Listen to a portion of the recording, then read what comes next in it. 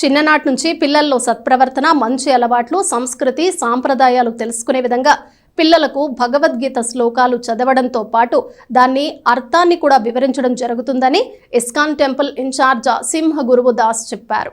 నాజర్పేటలోని ISKCON temple కళామందిరంలో పిల్లలకు భగవద్గీత, రామాయణం, భాగవతాలు నేర్పుతున్నట్లు చెప్పారు.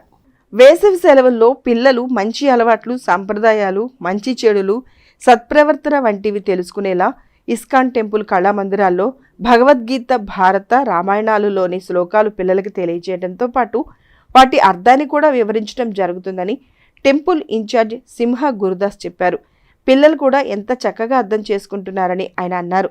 ఉదయం 9:30 గంటల నుండి మధ్యాహ్నం 12:30 గంటల వరకు వీటి గురించి వివరించడం జరుగుతుందని, దీన్ని పిల్లల తల్లిదండ్రులు సద్వినియోగపరుచుకోవాలని అనుకున్నారు.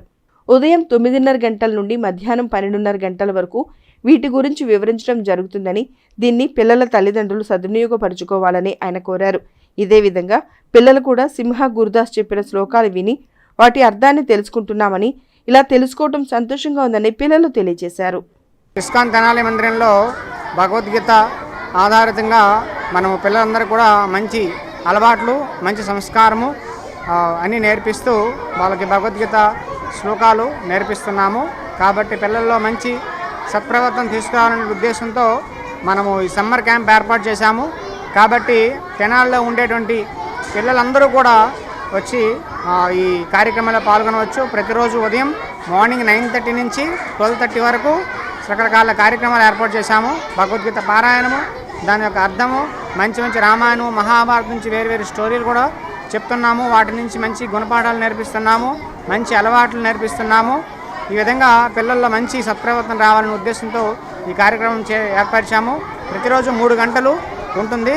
కాబట్టి పిల్లలందరూ కూడా ఎంతమంది అయినా వచ్చి ఇక్కడ పాల్గొనవచ్చును. అందరికీ ఇక్కడ మేము భగవద్గీత శ్లోకాలు నేర్చుకుంటున్నాం. ఇక్కడ బాగా నేర్పిస్తారు, మాకు అన్ని మీనింగ్స్ కూడా చెప్తున్నారు. మేము చాలా లీలలు, కృష్ణుడి లీలలు, భగవంతుడి లీలలు, భగవంతుడు చేసినవన్నీ మేము నేర్చుకుంటున్నాము.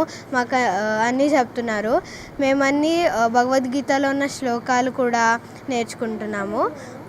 ఇక్కడ మేము చాలా భగవంతులవి ప్రార్థన శ్లోకాలు, నరసింహస్వామి ప్రార్థన శ్లోకం కూడా నేర్చుకున్నాము.